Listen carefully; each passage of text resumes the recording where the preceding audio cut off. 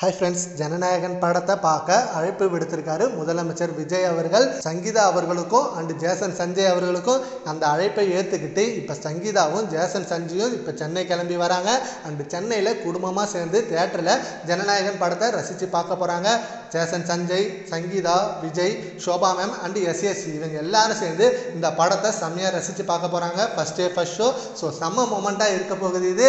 ஏன்னா விஜய் அவர்களோட கடைசி படம். இந்த படத்துக்கு தான் 6 மாசமா வெயிட் பண்ணிட்டு இருக்காங்க ரசிகர்கள்.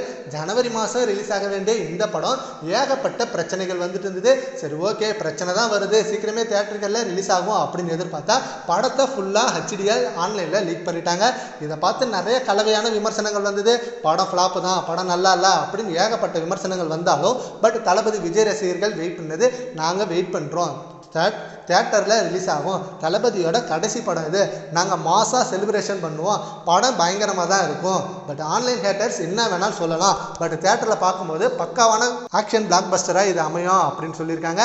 அண்ட் அதுக்கேற்றபடி இப்போ தியேட்டருக்கு ரிலீஸ் ஆகிறது கன்ஃபார்ம் ஆனதும் ஹச் வினோத் அவர்கள் இந்த எடிட்டர் வெர்ஷனில் வேறு வெர்ஷன் வச்சுருக்காங்க. நிறைய சீன்ஸை ஆட் பண்ணியிருக்காங்க.